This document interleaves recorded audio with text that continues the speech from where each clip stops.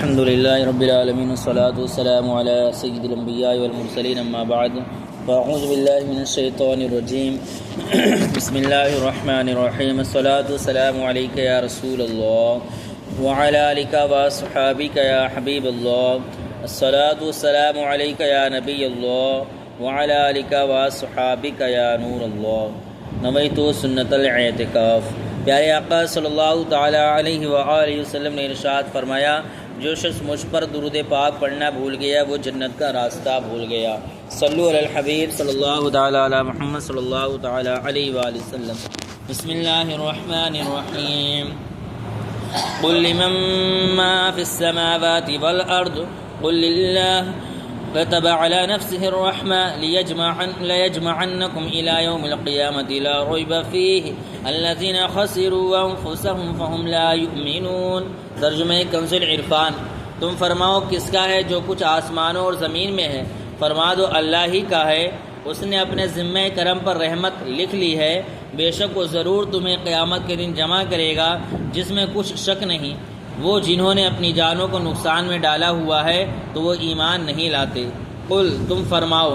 مزید فرمایا کہ یہ حبیب صلی اللہ تعالیٰ علیہ وآلہ وسلم آپ ان سے پوچھیں کہ جو کچھ آسمانوں اور زمین میں ہے اس کا مالک کون ہے؟ اولاً تو وہ خود ہی کہیں گے کہ یہ سب کچھ اللہ تعالیٰ کا ہے، کیونکہ وہ اس کے معتقد ہیں، اور اگر وہ یہ نہ کہے تو تم خود یہ جواب دو کہ سب کا مالک اللہ تعالیٰ ہے، کیونکہ اس کے سوا اور کوئی جواب ہو ہی نہیں سکتا، اور وہ اس جواب کی مخالفت کر ہی نہیں سکتے، کیونکہ بت جن کو یہ مشرکین پوجتے ہیں وہ بے جان ہیں، کسی چیز کے مالک ہونے کی صلاحیت نہیں رکھتے، خود دوسروں کے مملوک ہیں، جبکہ آسمان و زمین کا وہی مالک ہو سکتا ہے جو حی و قیوم، ازلی و ابدی، قادر مطلق، ہر شے پر متصرف اور حکمران ہو، تمام چیزیں اس کے پیدا کرنے سے وجود میں آئی ہوں، ایسا سوائے اللہ تعالیٰ کے کوئی نہیں، اس لیے تمام آسمانی و زمینی کائنات کا مالک اس کے سوا کوئی نہیں ہو سکتا۔ کتب علی نفسہ الرحمہ، اس نے اپنے ذمہ کرم پر رحمت لکھ لی ہے، یعنی اس نے رحمت کا وعدہ فرما لیا ہے، اور اللہ عز و جل کا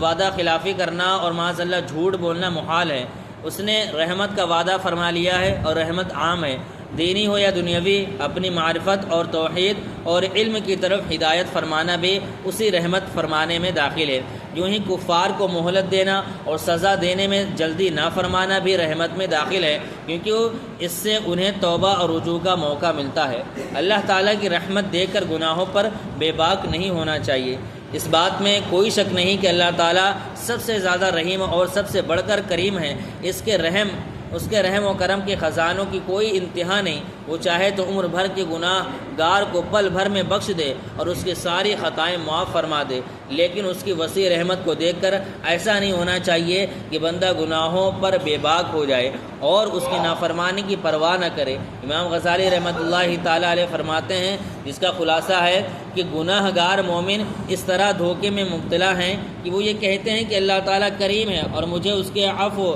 و درگزر کی امید ہے، پھر اس بات پر بھروسہ کر کے اعمال سے غافل ہو جاتے ہیں۔ ان کا خیال ہے کہ اللہ تعالیٰ کی نعمت وسیع اور رحمت و کرم عام ہے، اس کی رحمت کے سمندر کے مقابلے میں بندوں کے گناہوں کی کیا حیثیت ہے؟ ہم توحید کو ماننے والے اور مومن ہیں اور ایمان کے وسیلے سے اس کی رحمت کے امیدوار ہیں۔ بعض اوقات ان کے پاس اس امید کی دلیل یہ ہوتی ہے کہ ہمارے باپ دادا نیک لوگ تھے اور ان کا درجہ بلند تھا، جیسے کئی لوگ اپنے نسب کی وجہ سے دھوکے کا شکار ہیں، حالانکہ وہ خوف خدا، تقوی اور پرہیزگاری وغیرہ کے سلسلے میں اپنے آبا و اجداد کی سیرت کے خلاف چلتے ہیں۔ تو گویا ان کا گمان یہ ہے کہ یہ لوگ اللہ تعالیٰ کے نزدیک اپنے باپ دادا سے بھی زیادہ معزز ہیں، کیونکہ وہ باپ دادا تو انتہائی درجے کے تقوی کے باوجود خوف زدہ رہتے تھے، اور یہ لوگ انتہائی درجے کے فسق و فجور کے باوجود بے خوف ہیں۔ یہ اللہ تعالیٰ کی ذات پر بہت بڑا دھوکہ ہے۔ اسی طرح شیطان اعلیٰ نسب والوں کے دلوں میں یہ بات ڈالتا ہے کہ جو کسی انسان سے محبت کرتا ہے وہ اس کی اولاد سے بھی محبت کرتا ہے،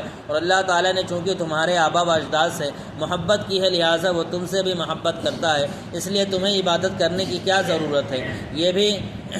یہ بھی اللہ تعالیٰ کی ذات پر دھوکہ ہے، کیونکہ اللہ تعالیٰ اطاعت گزار کو پسند فرماتا ہے اور گنہگار کو ناپسند فرماتا ہے۔ تو جس طرح گنہگار بیٹے کو برا جاننے کی وجہ سے اس کے فرما بردار باپ کو برا نہیں جانتا ہے، اسی طرح فرما بردار باپ کی اطاعت گزاری کی وجہ سے اس کے گنہگار بیٹے سے بھی محبت نہیں کرتا۔ اگر محبت باپ سے بیٹے کی طرف چلی جاتی تو قریب تھا کہ نفرت بھی سرایت کرتی، جبکہ حق بات یہ ہے کہ کوئی بوجھ اٹھانے والا دوسرے کا بوجھ نہیں اٹھاتا، اور جس شخص کا یہ خیال ہو کہ وہ اپنے باپ کی پرہیزگاری کی وجہ سے نجات پائے گا تو وہ اس آدمی کی طرح ہے جو یہ گمان کرتا ہے